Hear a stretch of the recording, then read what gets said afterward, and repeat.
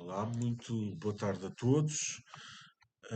Gostaria desde já agradecer pela vossa presença, neste evento de apresentação do livro O ONU, aqui na Fábrica das Palavras, em Vila Franca de Xira, um concelho no qual eu resido de momento. E gostaria também de agradecer, à própria Fábrica das Palavras, na pessoa da doutora Idalina Rosário, no processo, em todo o processo que foi intermediado entre mim, a Fábrica das Palavras, na pessoa da doutora Idalina Rosário, e o diretor de edições Vieira da Silva, na pessoa do Sr. António, ao qual desde já agradeço imenso todo o apoio, que foi conduzido e que foi prestado desde o processo de envio do original até à publicação da obra, que foi feita no passado novembro de 2024, com o lançamento propriamente dito no dia 16 de novembro no Fórum Grandela, ao qual quero também desde já prestar o meu agradecimento por ter, por ter, por ter constituído, portanto, o lugar de lançamento do ONU. Em segundo lugar, gostaria de agradecer também a todos aqueles que já tiveram de alguma forma algum contacto com o ONU e com aquilo que é o ONU, e tudo aquilo que é a sua experiência, tudo aquilo que foi a experiência de leitura. Uma vez que nós sabemos que a experiência de leitura é diversa, aponta diversos caminhos e cada leitor, como sujeito uno, hum, usufrui da escrita e daquilo que é o produto da escrita, daquilo que é o seu conteúdo de maneiras diferentes. E por isso, desde já, gostaria de agradecer a todos aqueles que, com ou sem possibilidade de estarem aqui presentes, encontraram de alguma forma o ONU nas suas vidas e experienciaram aquilo que consta no seu conteúdo. E falar do ONU é falar de facto da premissa orientadora do ONU, que é o primeiro livro que eu lancei sob a alçada de Edições Vieira da Silva, que está edificado na premissa orientadora, como todas as criações que partem de mim, partem sempre de uma premissa orientadora. E a premissa orientadora desta criação do livro ONU é de facto quem é o ONU.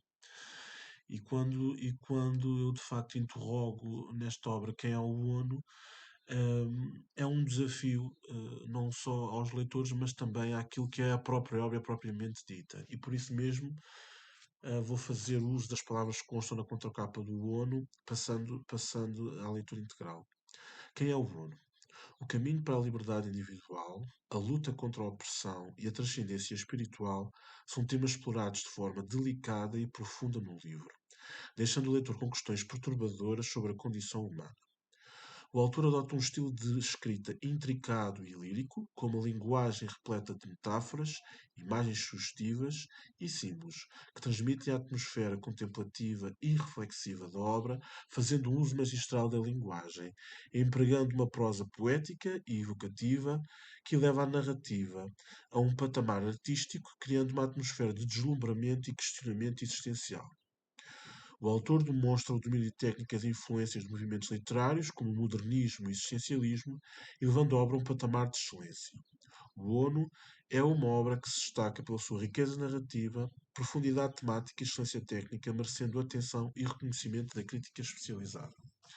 Por isso, de facto, quando eu introduzo no ONU quem é o ONU como mote de abertura para o livro, apresento-vos então esta personagem do ONU, que é um livro que fala essencialmente sobre a condição humana. E sobre a condição humana porquê? Porque antes mesmo de partirem para a leitura integral no livro, existe uma frase que consta no seu interior. A primeira frase que consta no seu interior, que é também, de certa forma, o mote para aquilo que vai ser desenvolvido ao longo de todo o livro. E falares um bocado sobre o ONU é falar de facto sobre este personagem que se encontra de facto em busca de um novo mundo e todos os desafios que ele encontra durante esse processo. Este personagem é um personagem, portanto, que assume claramente que tem uma visão para o mundo propriamente concebido onde se encontra, e de facto, ao longo do livro, os leitores são convidados, portanto, a debaterem-se e constantemente num processo de reflexão, perante as temáticas que são abordadas, no livro. Este é um caminho que foi feito, durante sensivelmente 2 anos. Iniciei a escrita do livro, iniciei a escrita do livro no final de 2023 e tendo acabado do evento não é Feira da Leitura, como é que se chama aquela merda? Como é que se chama aquilo, caralho? Na Feira do Livro, tendo acabado, portanto, a concepção do ano na Feira do Livro, e a partir daí iniciei logo os contactos para publicação. Introduzindo-nos um bocado aquilo que é o ONU. O ONU é um livro que fala essencialmente sobre a condição humana, fala sobre tanto o percurso deste personagem que está em busca do novo mundo e aborda temas como a transcendência espiritual, a visão original da sociedade, fala sobre a arte, fala sobre essencialmente o percurso que um sujeito tem e pode ter mediante aquilo que o sistema e aquilo que as condições no exterior lhe oferecem. Por tudo aquilo que é uma visão sobre a condição humana, é uma visão que se encontra inserida e enquadrada num tempo e num lugar. E um dos meus desafios na escrita do ONU foi também desafiar o tempo e o lugar em que estamos. Que lugar é que estamos? Que lugar é que estamos? Que lugar é este onde nós estamos? Que tempo é este onde nós vivemos atualmente? Que condição humana, que humanos somos? Que seres somos? Se podemos nos chamar humanos? Ahm, que histórias é que queremos contar, de que maneira é que olhamos para os outros, uns para os outros, e de que maneira também temos receptividade para aquilo que é diferente de nós. E isso leva-me a esta premissa orientadora, portanto, este modo dispositivo do ONU conduz ao segundo tema desta apresentação, que é de facto a conjuntura da diversidade e o panorama sociológico nacional e internacional, transformações sociais, culturais e políticas. Que contexto é que nos encontramos neste momento? Nós sabemos que estamos, portanto, em pleno século XXI, 2025. Temos um acervo histórico, social e político de grandes dimensões que aborda uma grande diversidade de assuntos, mas no essencial aquilo que de facto contribui para o avanço da nossa história, da história da humanidade, é a condição humana, sempre foi a condição humana, porque é de facto no estudo sobre as sociedades, no estudo sobre a condição humana, como nos encontramos, que permite-nos ter de facto outras visões, que permite-nos avançar enquanto humanos, permite-nos avançar na sociedade e permite-nos também transpor aquilo que são os nossos limites de pensamento. E nós sabemos que vivemos atualmente num mundo que se debate constante com diversos conflitos armados que têm provocado diversas transformações sociais e culturais, e isso conduz-nos também a tentar questionar um bocadinho aquilo que nós somos enquanto seres, que visões é que possuímos neste momento, de que forma é que estamos a pensar enquanto indivíduos, enquanto sujeitos unos dotados da razão. O ser humano é dotado da razão, sujeito ser uno, cogito ergo sum, penso logo existe. Portanto, o sujeito humano é um sujeito que é dotado de ser, dotado de potencialidade, dotado de alteridade, e por isso o modus como explicamos aquilo que está a acontecer neste momento em termos nacionais ou internacionais tem que partir sempre de uma base que é humanista. E é o facto das diferenças, sejam em termos de pensamento culturais também, seja em termos de organização da sociedade, são essas as mesmas diferenças que continuam a explicar aquilo que são os conflitos que nós assistimos, muitas das questões que nos transpõem em termos daquilo que é o nosso pensamento, e aquilo que é também a própria forma como nos sentimos, seja enquanto indivíduos, seja enquanto grupo. E por isso eu decidi escrever o ONU e apresentar aqui o ONU como uma primeira obra, porque acredito de facto na visão original do ONU em termos daquilo que é matéria literária, em termos daquilo que é o conhecimento que até agora consegui obter, hum, e os argumentos e as premissas foram orientadores daquilo que eu aprendi, do campos de conhecimento que consegui obter até agora, e isso leva-me a apresentar de facto esta teoria e principalmente também esta imagem, que por acaso foi desenhada por mim e muito bem proposta e enquadrada pelo ilustrador.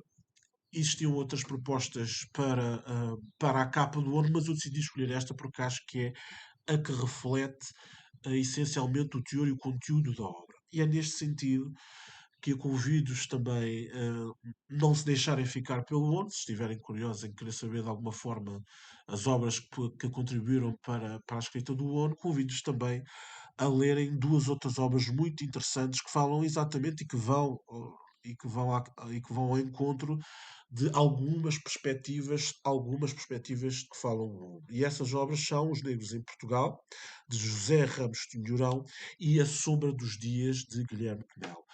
Duas obras bastante complexas que abordam assuntos fundamentais naquilo que é a nossa concepção da nossa sociedade nacional, mas internacional, a maneira como nos vemos uns aos outros, a maneira como nos sentimos uns aos outros, sabendo que somos diferentes. E fazendo o cruzamento das perspectivas em ambas estas obras, chegamos de facto a conclusões interessantes que vão ao encontro daquilo que é o próprio Ono, que é um personagem, como vocês podem ver na capa da figura, que de facto vive assoberbado e atormentado por certas condições e certos pontos de vista que são diferentes daquilo que é a sua visão. E eu decidi falar sobre estas duas obras especificamente, porque são duas obras que de facto levantaram-me aqui algumas questões em termos de pensamento, em termos de visão, em termos de enquadramento daquilo que é a nossa sociedade atualmente nacional, que se debate atualmente com as problemáticas não só da imigração, mas também problemáticas de violência doméstica, violência policial, da violência por si e per si, num contexto que continua a apelar de forma misógina e atroz a separação das comunidades, o ódio, o conflito e antes de mais, a divisão. Neste sentido, e e como todas estas questões vão ao encontro daquilo que é uma das grandes responsabilidades que eu concebo qualquer artista tem que ter enquanto criador, é a própria arte.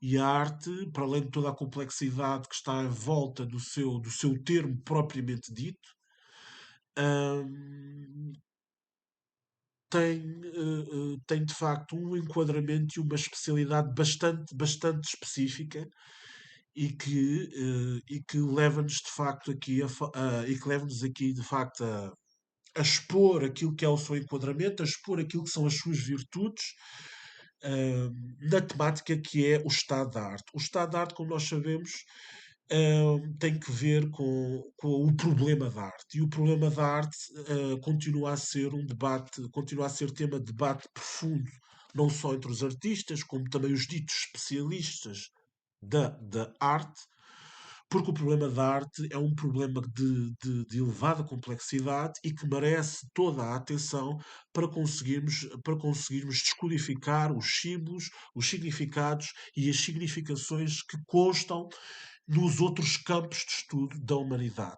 E porque a arte é um elemento que atravessa, é um elemento transcendentalista e é um elemento que é aglutinador no sentido em que é impossível nós separarmos o termo arte, a palavra arte, de todos os outros campos de conhecimento, seja da ciência, da sociedade, da própria tecnologia em si. Esta foi uma problemática que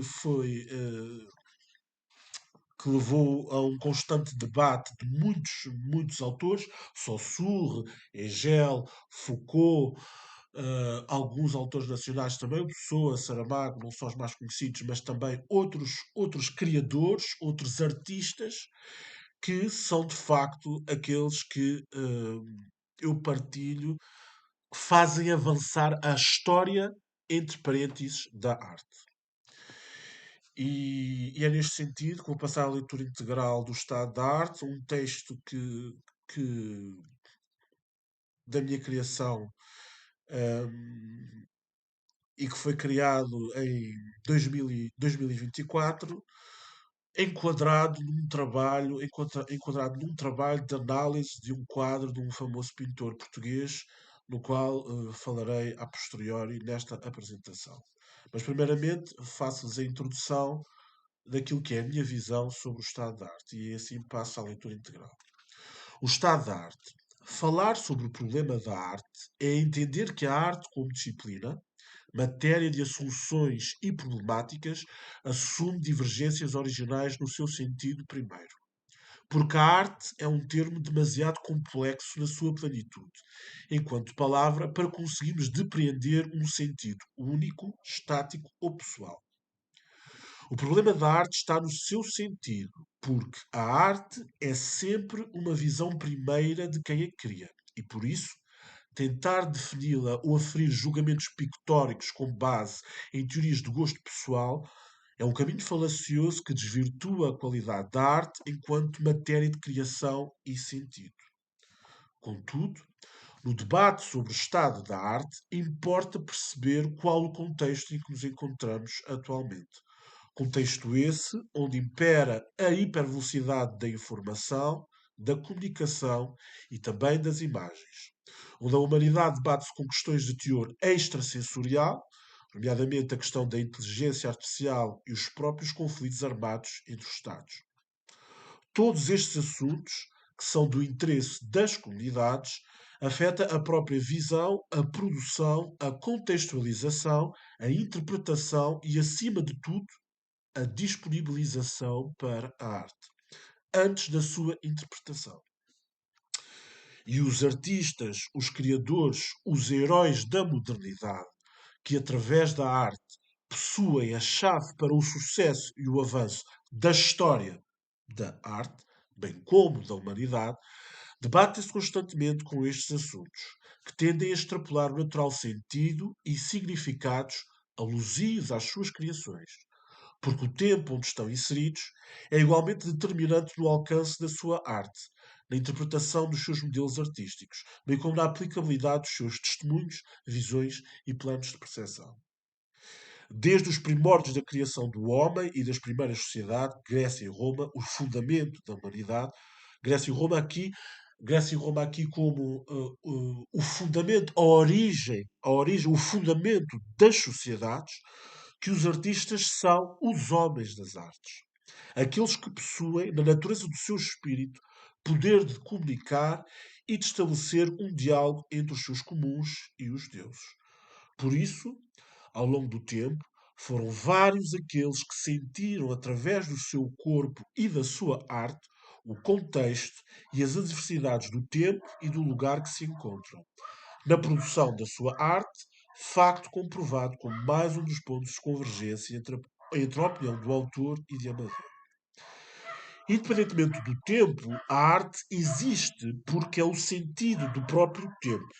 É matéria de criação que advém de um ono espiritual. Por isso, é importante termos a capacidade de comunicar um pensamento, comunicar primeiro, antes de comunicarmos arte, devido à dimensão de teor infinito do seu significado. Foda-se. Este foi um texto que foi concebido no enquadramento de uma proposta de trabalhos que tive a oportunidade de desenvolver no primeiro semestre da Faculdade de Letras da Universidade do Porto, onde o mote da minha investigação tanto girou à volta de um grande pintor português, concebido e tido, considerado como a grande descoberta, o grande pintor da modernidade do século XIX, que é Amadeu de Sousa Cardoso. Os trabalhos que desenvolvi, que tive a oportunidade de desenvolver sobre Amadeu de Sousa Cardoso não, não caíram do céu. Eu tive um primeiro contacto com Amadeu de Sousa Cardoso, portanto, durante o ensino regular. Numa fase posterior, tive a oportunidade de desenvolver um trabalho de imagem para um conceito, ah, em que aí consegui aprofundar de alguma forma um bocadinho o seu conteúdo, a sua visão. E nos últimos anos, sensivelmente a partir de 2023, voltei a ir ao encontro do autor, do pintor, deste artista, e no qual, desde então, tenho assumido um papel preponderante na minha visão enquanto artista, na minha visão enquanto homem, na minha visão enquanto ser humano pertencente a priori a uma comunidade. E, e foi neste sentido que criei num dos trabalhos,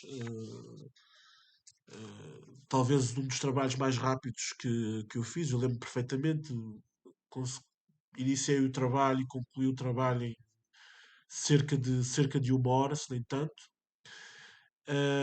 E o trabalho em questão, tanto, envolvia a análise de uma pintura, de um quadro, de um autor, e eu escolhi o meu quadro preferido do pintor Amadeu de Sousa Cardoso, ao qual convido a todos vocês a conhecer, a iniciarem uma descoberta, se assim o entenderem, claro, porque também a partir daí conseguem perceber eh, de alguma forma aquilo que tem sido o meu percurso, aquilo que tem sido o meu caminho, aquilo que tem sido também as minhas adversidades, as minhas problemáticas e também e principalmente aquilo que é o ONU. Aquilo que é o ONU.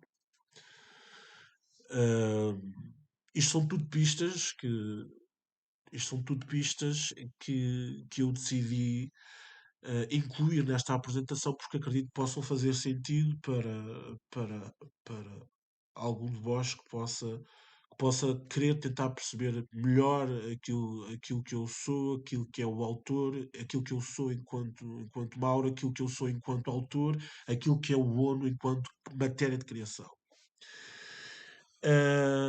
A título de exemplo, o quadro em questão que foi objeto de análise e que está inserido na problemática do estado da arte é a análise, foi o crime, crime abismo azul, remorso físico, um quadro de elevada complexidade, o meu quadro preferido é o de Sousa Cardoso, ao qual convido a todos a lerem a análise que fiz do mesmo quadro, que se encontra disponível por consulta online. Quem quiser saber algum detalhe mais exemplificativo de onde consta o trabalho, no final desta sessão pode ir ao meu encontro que eu aí indicarei o link onde podem consultar este e os outros trabalhos que tive a oportunidade de desenvolver sobre Amadeu e Amarante. É neste sentido que passo um, ao próximo tópico desta apresentação, uh, que é de facto um diálogo com Amarante. Amarante, que é a terra de Amadeu de Sousa Cardoso, e, e foi uh, o contexto da investigação e o tópico que eu considerei mais original como apresentação do teor de todos os trabalhos. Ou seja, nos trabalhos que eu tive a oportunidade de desenvolver sobre Amadeu de Sousa Cardoso, este é o tópico que eu considero que de maior originalidade de tudo aquilo que eu fiz sobre o autor. E como não posso explicar melhor por palavras aquilo que se encontra tipificado no trabalho, vou igualmente passar à leitura integral do diálogo, de um diálogo com Amarante que consta no trabalho Amadeu de Sousa Cardoso, o Pintor Rei, que se encontra também disponível para a vossa consulta hum, na internet online. Um diálogo com Amarante. De partida para Amarante, cidade de um gênio incompreendido no seu tempo, pois de mais avançado estava para além dos seus. Sabe Deus o comando às virtudes de um homem incessante na busca contínua de saber, conhecimento, matéria artística e explorativa que se dissipa em telas, paletas, cores e múltiplos planetas por descobrir. Conseguimos nós tocar o céu e as estrelas, estar perto da linha do infinito se dele fomos produzidos, concebidos num jogo de verdades que desafiam as mentiras da realidade, de vires corpos e animais que se duplicam em seres e objetos com significações diferentes. Se somos algo mais do que a poeira da alma, de uma alma e de um ser, de um coração palpitante, coadjuvante, participante, misterioso, que sente mas não fala, grita e desesperos por se fazer ouvir para as gentes e as terras. E voltemos às cores, Amadeu. Se de nós queres algo mais, o amor mais forte que a fugacidade da vida urbana, de uma vida inteira de quem contou mais anos, mas não mais desafios e cores. As cores que deixas nas veias dos que olham e se trocam, no meio de suspiros de ignorância, do canto que ninguém consegue alcançar. Um balançar e um jogo de vozes, letras e escritos que ninguém conhece e quer saber, pois em tempos outros e de outros já não te pertencem, mesmo que signifiquem castelos em teu nome. Por ser mais do que a vida, agora caminhamos mais rápido, por estradas falaciosas, num tempo que não nos pertence, nunca pertenceu.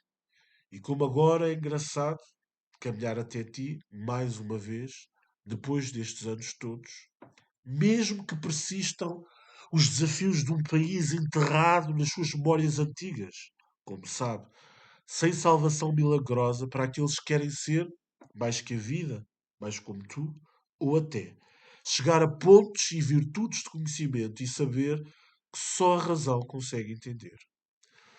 O inconsciente inteligente ou inteligível, por vezes amigo, sábio, mas também matreiro, vai jogando com os terrores e fantasmas que me assolam a vida, num espaço que sempre foi tão pequeno para mim.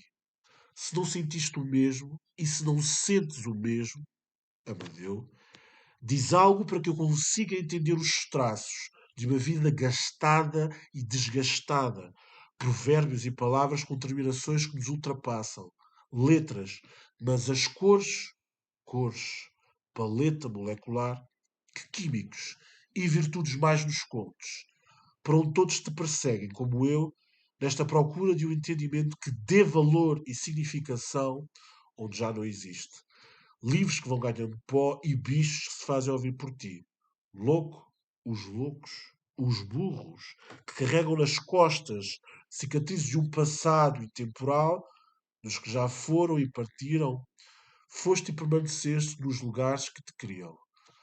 Mas isto é verdade. Mas parece que não respondes, no meio de tanta explosão, à significação última da vida, que é o seu sentido. Pois porque, de facto, partiste demasiado cedo. Seja aquilo que te condenou. Conspiração ou conspurcação, que diferença faz? Se abandonas o amanhã de corpos e seres que em ti procuram esperança para a vida, se não mais sozinhos querem estar. Memórias de viagens inesquecíveis ou vibrantes, como os quadros, tantos quantos aqueles não conseguiste pintar mais. Pois procuras o mesmo que eu, um lugar infinito, uma explosão de ser, mas estamos limitados a isto, esta merda, a nós. Por isso, pintas e pintaste uma vida sem sentido, onde procuramos o mesmo no final. Matéria de ser e viver que termine com a dor. Amadeu, aqui vou. No contexto da presente investigação, e tendo como panorama uma correspondência do autor para Amadeu, pretendemos estabelecer um diálogo com Amarante, terra do pintor Amadeu de Sousa Cardoso, entrecruzando perspectivas, pontos de convergência e divergência entre o autor e Amadeu, através de um conjunto de afirmações do próprio Amadeu de Sousa Cardoso, por forma a criarmos um diálogo alternativo e interessante com um princípio de originalidade desta investigação. Partindo para a análise da correspondência, conseguimos primeiramente perceber que o mote da reflexão e da consideração passa sem Amarante. O autor confirma-nos que está de partida para Amarante. E depois faz uma consideração sobre o espaço Amarante, que é cidade de um gênio incompreendido, pois de mais avançado estava para além dos seus. Ora, esta é uma clara referência a Amadeu de Sousa Cardoso. Sabemos que Amadeu enquadra-se na vanguarda do modernismo português do século XVIII, século XIX. Como ele próprio afirma, dizem os pintores velhos, a arte é natureza vista através do nosso temperamento. Dizendo isto, o artista deve sentir-se receptáculo, o que nós, no futurismo, negamos terminantemente. De seguida, na correspondência do autor é feita uma alusão a um dos tópicos marcantes do modernismo e das vanguardas, que é não só a ruptura dos modelos clássicos, mas também este sentido do homem na sua procura incessante por conhecimento. Lá está. Os bacanos que foram expulsos do Jardim do Éden, que a bacana decidiu erroneamente comer o fruto proibido, na verdade o fruto proibido pode aqui ser uma metáfora. Aliás, está escrito que o fruto proibido acaba por ser uma metáfora do conhecimento. E, de certa forma, é interessante podermos elencar uma aforia e uma tipologia de discurso que nos leva que nos leva a afirmar que, de facto, é o conhecimento e esta ânsia desmesurada do conhecimento que tem, de facto, levado à decadência do homem concebido como ser e circunstância do tempo e do lugar. Portanto, de facto, acabamos todos por sermos promovidos e sermos aliciados constantemente, eu admito igualmente, também nesse sentido, numa montanha em que o cume é o conhecimento, em que o cume é, de facto, até onde é que podemos ir, até onde é que podemos ir, até onde é que queremos ir. E no cume do conhecimento encontramos os deuses. E os deuses, tidos como criadores, construtores da existência propriamente dita, ah, dizem-nos que criaram-nos não com o intuito de chegarmos ao pé deles, mas com o intuito de, através do nosso ouro, através do nosso ser, prestarmos-lhes a devida devoção. E talvez, daquilo que eu li, daquilo que eu penso até agora, seja isso um pouco aquilo que possa estar na gênese e na base da explicação de muitos fenómenos nos quais o homem não tem uma explicação científica, não tem uma explicação casual. Porque a partir do momento que tentamos alcançar o ónus do conhecimento que nos transcende a nós próprios enquanto seres humanos, ah, transpomos a fase e o espaço que nos separa dos deuses. E aí os deuses têm uma palavra a dizer. Já na Torre de Babel, a conhecida história da Torre de Babel, sabemos que os homens tentaram construir uma torre com o intuito de chegar aos céus e Deus uh, confundiu-lhes confundiu-lhes as línguas to stop the opus. Deus confundiu as línguas dos homens enquanto estavam a construir a Torre de Babel, impossibilitando-lhes de lhes comunicar numa língua una que lhes permitisse chegar ao céu. E isto, portanto, pode ir de facto àquilo que é um bocado a gênese e a explicação do conhecimento propriamente dito. Esta ambição desmesurada de conhecimento pode, atenção ao verbo, pode, de facto, ser aquilo que nos está a condenar enquanto civilização, enquanto seres humanos.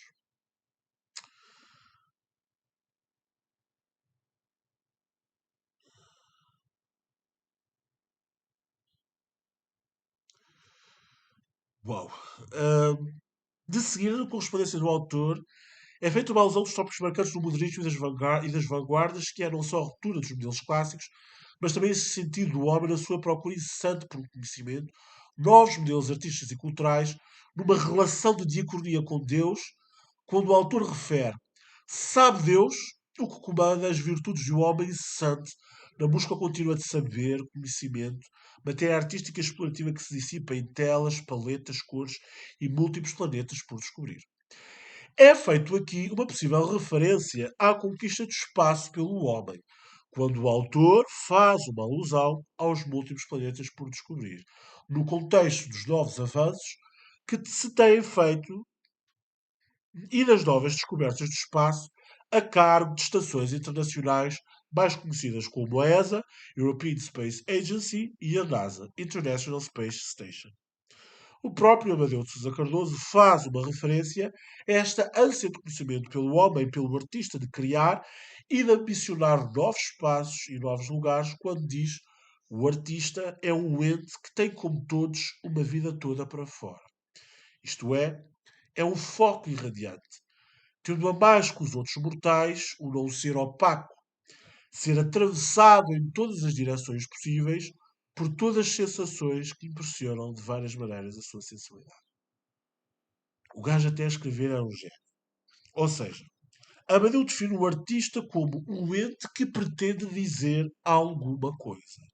E no âmbito dos seus processos de criação, da criação da obra de arte enquanto qualia, como qualia, o que é que quer dizer conceber a obra de arte como qualia? Como produto, como qualidade, como objeto e matéria e aforismo, e como matéria de predicados, de significados, como conteúdo, deve ser atravessado por estas novas visões artísticas, por estes puzzles de cores e de arte que o deve imbuir, ou seja, que o artista deve absorver para, a posteriori, conseguir exteriorizar, ou seja, devolver ao mundo o tratamento artístico que esteve a seu cargo. Isto é muito importante. Isto é muito importante. Continuando, vemos que o autor faz referência a um conjunto de aspectos que podem estar ligados à criação do homem, como a teoria da origem do mundo, o debate entre a verdade e a mentira, as considerações e comparações do homem e do animal no contexto da matéria do devir outro, devir animal. José Gil faz referência a estas tipologias de discurso. O que é isto do devir outro, devir animal? Ah, o Homem e o Animal também é um livro muito interessante para a título comparativo deste discurso. O próprio simbolismo associado à matéria dos signos e da significação, entre outros temas. Conseguimos nós tocar o céu e as estrelas, estar perto da linha do infinito, se dele fomos produzidos, concebidos num jogo de verdade que desafia as mentiras da realidade. De vírus, corpos e animais que se duplicam em seres e objetos com significações diferentes. Daí a importância de valorização. Essa merda vai ser descontinuada. A puta das pilhas vai ser descontinuada, essa merda. Essa merda vai ser descontinuada. Daí a importância de valorização da originalidade da criação da obra de arte. Tal como Amadeu refere, na nossa arte devem ser aproveitadas apenas as sensações provenientes das manifestações virgens da originalidade. E por este facto, não devem ser apreciados os pintores que seguem os trilhos percorridos, que seguem os trilhos já percorridos por tantos outros e por si mesmo. Eu, por exemplo, nem a mim mesmo me sigo, nem na fatura, nem na visão artística.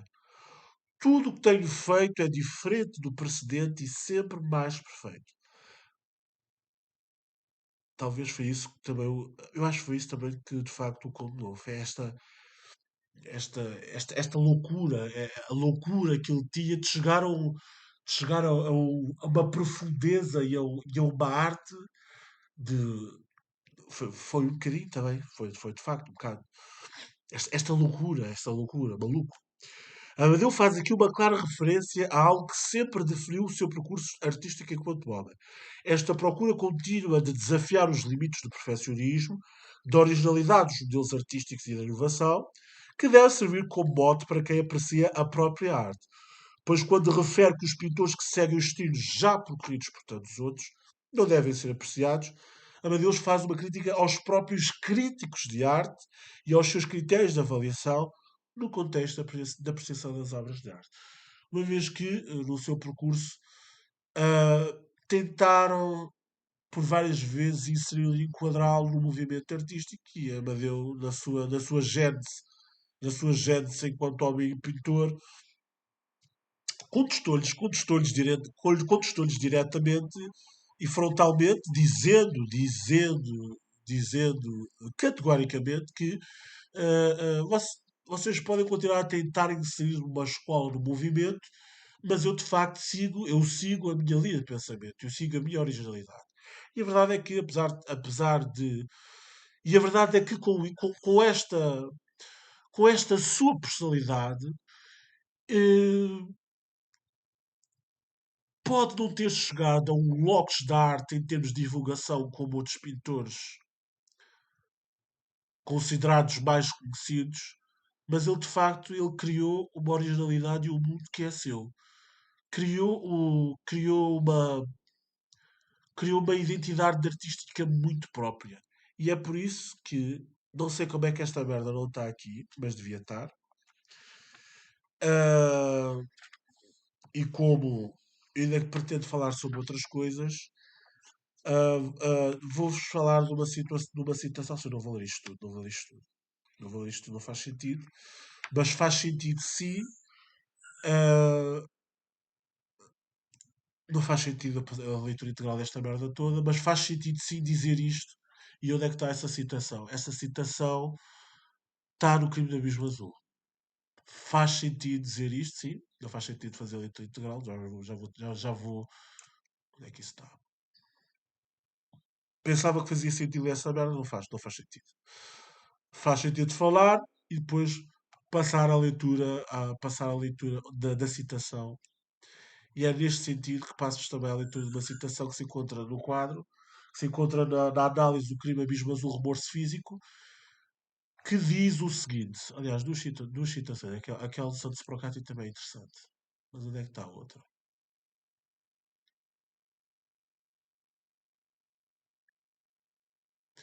Existem quadros, existem quadros que quando olhamos para eles, isto portanto, é a citação que está inserida na análise do crime Abismo Azul, remorso físico.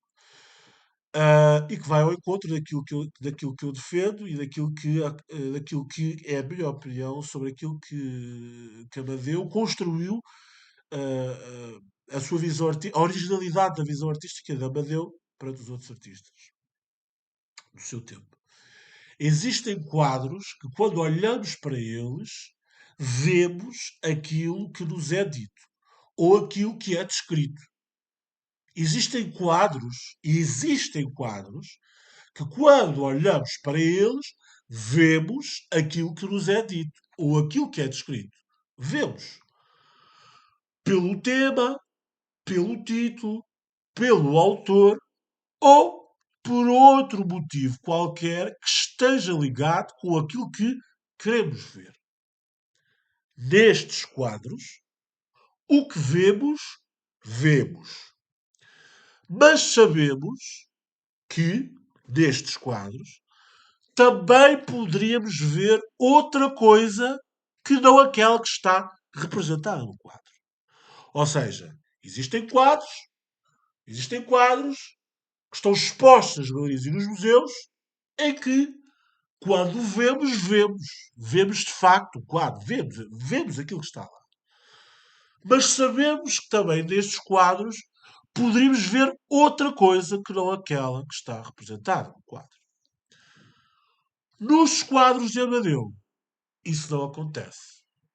Nos quadros de Amadeu, vemos Amadeu e não vemos outra coisa senão aquilo que Amadeu quer que nós possamos ver. E é esta a diferença que marca o genialismo artístico de Amadeu dos outros. Por isso é que eu tive audácia suficiente de apresentar Amadeu de Sousa Cardoso como o pintor rei, porque de facto Foi este o genialismo artístico que Amadeu Amadeu construiu uma linguagem pictórica indissociável da sua personalidade que de facto o singularizou de todos os outros. E isso vê-se nos quadros.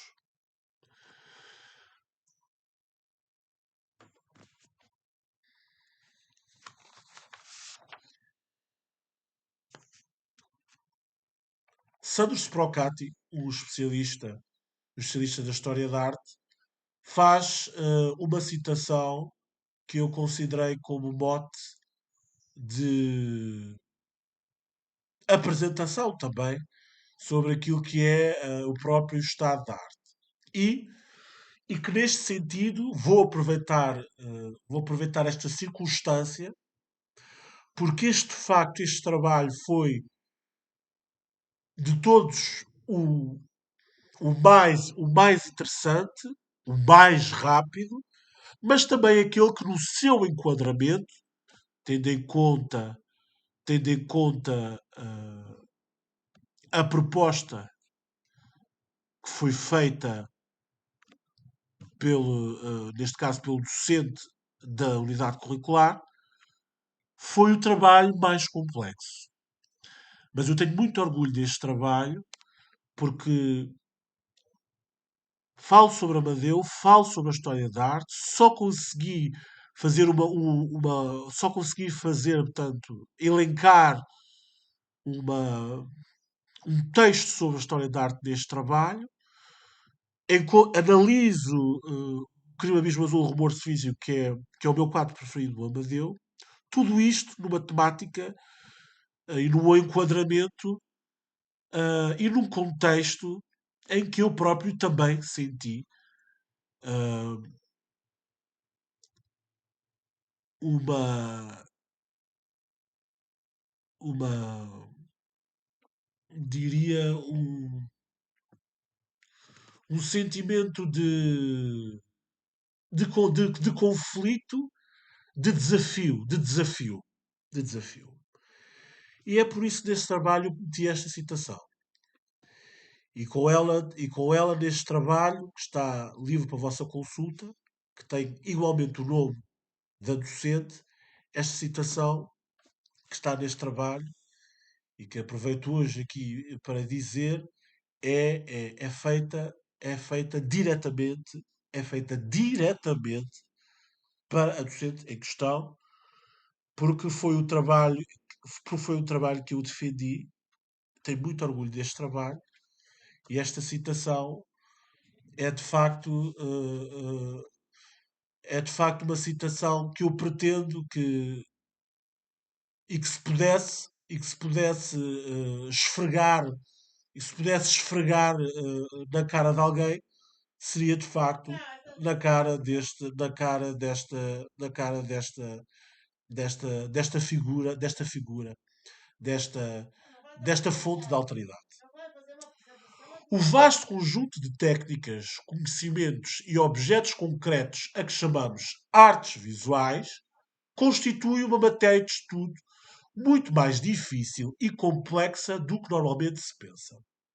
O mesmo acontece com o conceito de imagem, que deveria figurar no centro da linguagem visual, mas que, sobretudo na nossa época, pode significar ao mesmo tempo tudo e nada. Importa, por isso, analisar as relações que existem entre a arte e os contextos políticos e sociais. Ou seja, entre a produção artística e o mercado, entre a arte e a ideologia, entre a arte e o poder, mas também é necessário determinar as relações internas e de influência recíproca entre os artistas, a partir dos estilos criados, dos temas tratados, dos vários esquemas de composição, sobretudo decifrar a obra como sistema de signos e símbolos.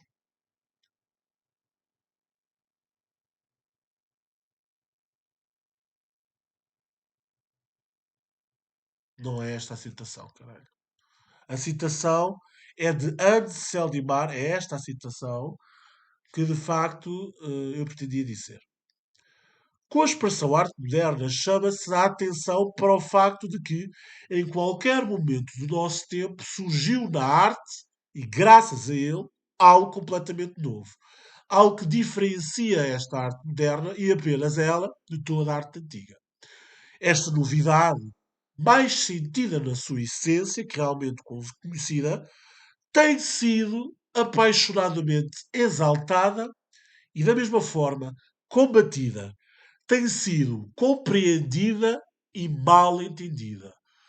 Não sendo precisamente ou a priori, como tanto gostam de se espumar da boca, defender, como tanto a priori que se gosta de espumar da boca, não sendo precisamente, e volto a referir, a priori os ditos espumanços da boca, os partidários da arte moderna, os que melhor a compreendem.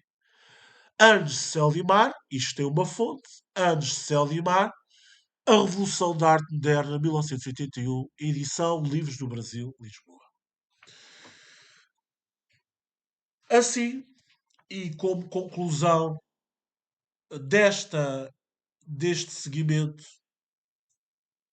sobre a arte, Amadeu, o ONU e toda esta merda, passo a citar uma citação de Ernesto Sousa que consta no jornal A República, é a República ou é a Capital, e que fala de facto e que não poderia dizer melhor sobre aquilo que é a minha ideia e sobre aquilo que é de facto o tempo aquilo que defendo precisamente sobre a minha visão sobre Amadeu e a obra de Amadeu.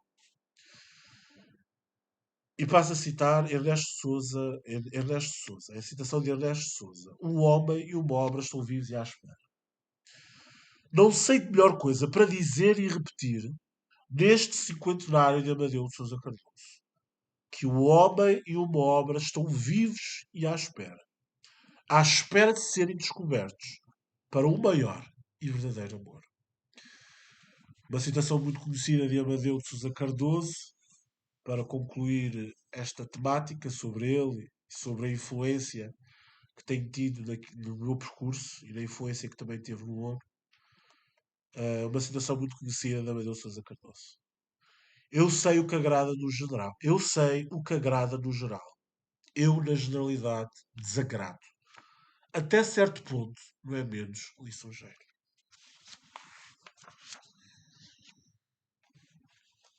Conclusão. Gostaria de concluir com uma pequena, uma pequena exposição e contextualização uh, que envolve dois termos que muito dizem e sobre aquilo que vai, de certa forma, ao encontro uh, daquilo que é a arte, o estado da arte, a criação, o que é isto, o que é que foi tudo isto, o percurso, o que é isto do percurso enquanto artista, enquanto homem, o que é isto, que percurso é este, que coisas são estas, que acontecimentos são estes, que acontecimentos foram estes, quem é este, quem é que eu sou, enquanto Mauro, enquanto autor e criador. E a conclusão, desde já gostaria de agradecer a vossa atenção, desde já. Gostaria mesmo de agradecer a vossa disponibilidade, receptibilidade, de estarem aqui e de me ouvirem. E para concluir, escolhi de facto um texto que fala sobre a arte da guerra. A guerra como inevitabilidade da história e como processo determinante da evolução do homem, em termos de conquista e de autodefesa, assume-se uma forma específica de comunicação com as suas regras e estruturas funcionais. Ou seja, um modelo fundamental de ocupação de espaços, que é também garante de um processo de sedentarização pré-determinado e forma de anulação civilizacional do outro. Caros, bacanos, a guerra é tanto, é pura e simplesmente, se pudesse dizer duas coisas. Primeira, encenação de poder, pura encenação de poder, e a segunda, fonte de alteridade, que é, ou seja, que é, na linguagem popular, recalque.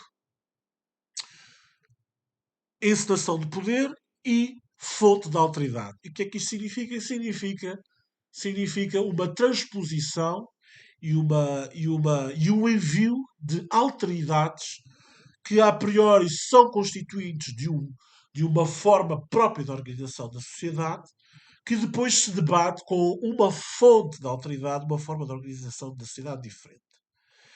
E isto, conjugado e misturado com aquilo que é poder, fonte de poder, possibilidade de poder, uh, esbate naquilo que é o confronto físico, humano, psicológico, social, whatsoever. Em resumo, à semelhança do que sucedeu com a arquitetura, também no campo da arte militar se absorveram os modelos da antiguidade clássica. Ao mesmo tempo, o conhecimento militar será também codificado num sistema de regras precisas, onde a fortificação desempenha um papel crucial. Funcionando como charneira entre duas realidades aparentemente diversas, será através da fortificação que o respeito conferido à arquitetura é transferido para a engenharia militar, de onde, por sua vez, influenciará a arte militar. Os princípios de harmonia utilizados na arquitetura e que depois se enquadram de forma natural nas necessidades conceituais do novo sistema de fortificação, o estudo das linhas de fogo e o traçado regular das fortalezas, estendem-se progressivamente à organização dos soldados no campo da batalha. A prática da guerra adquire uma faceta teórica com profundidade inédita, considerando-se agora como uma atividade prestigiada. Segundo Louis Motte, as mais antigas referências à homossexualidade em Portugal aparecem nos cancioneiros medievais lusitanos, nos quais diversos homens são referidos como apreciadores do coito homossexual. Vou voltar a referir. Segundo Louis Motte, as mais antigas, ou seja, aquilo que de facto temos atualmente como referência à homossexualidade em Portugal, aparecem nos cancioneiros medievais lusitanos, nos quais diversos homens são referidos como apreciadores do coito homossexual. Desde lá, já se utilizam dois termos pejorativos que trazem em si a delimitação de dois papéis sexuais. O sujeito ativo é referido como fódico e o passivo como fodídico. Além disso, para além de sodomita e suas inúmeras variações, tais como sumético, sumítico, etc., outra míria de termos existia para denominar pejorativamente os homossexuais no Portugal do antigo regime e, consequentemente, nas colónias, tais como puto, fanchono, fanchão. Fanchono é muito bom. Fanchono é muito bom. Fanchão, sumítico. Fanchono, fanchão, maricas, mulherigo, etc. Parte deles em uso ainda hoje em algumas partes mais afastadas dos grandes centros urbanos no Brasil. Os nossos caros conterrâneos brasileiros. Longe de serem exclusividades portuguesas, temos também termos como cabalgados, punhotários, mariquitas e cotitas. Para a Espanha, os bugres franceses e os buggers ingleses. Se, a bem da verdade, para a caracterização da existência de um sodomita, termo erudito pertencente aos canos da Igreja, ai meu Deus Nosso Senhor, Na lógica inquisitorial, era necessário que tivessem ocorrido atos bastante específicos. A sodomia perfeita ou ejaculação intravés. No âmbito popular, a caracterização não se dava da mesma forma. Uma série, fogo que fiz, pá. Uma série de outros fatores determinava os epítetos pelos quais o restante da população se referia aos indivíduos homossexuais. Sejam esses fatores a presumida posição passiva no coito, cabalgados, fodidinku, determinar as práticas eróticas específicas e não identificadas, como o coito anal, punitérios, bolice, a efeminação, fanchono, maricas, mariquitas, mulherigo e, por que não, o próprio ato sexual, velhaco, subético, etc. Foda-se. A inversão dos padrões comportamentais do género, o desrespeito aos protocolos sociais do antigo regime, as diversas expressões de afeto, o estabelecimento de uma geografia própria e a organização de um vocabulário específico são alguns dos elementos que nos ajudam a delinear certo modo de ser específico, uma subcultura sodomita que vicejou muito tempo antes do surgimento do personagem homossexual do século XIX.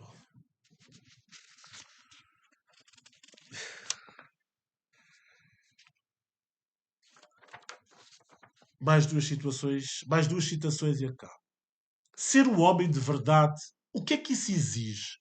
Repressão das emoções, calar sua sensibilidade, ter vergonha de sua delicadeza, de sua vulnerabilidade, não dar sinais de fraqueza, amordaçar a sensualidade, vestir-se com cores discretas, usar sempre os mesmos sapatos grosseiros, nunca brincar com os cabelos, não usar muitas joias, nenhuma maquiagem, não saber pedir ajuda, ter que ser valente, mesmo sem ter nenhuma vontade, valorizar a força, seja qual for o seu caráter, mostrar agressividade, morrer de medo de sua homossexualidade. Porque o homem de verdade não deve nunca ser penetrado. Não brincar de boneca quando pequeno. Contentar-se com carrinhos e armas de plástico muito feios. Não cuidar muito do seu próprio corpo. Submeter-se à brutalidade de outros homens sem reclamar. Saber-se defender, mesmo sendo doce. Ser privado de sua feminilidade, como as mulheres se privam de sua virilidade. Não em função das necessidades de uma situação ou de um caráter individual, mas em função daquilo que o corpo coletivo exige.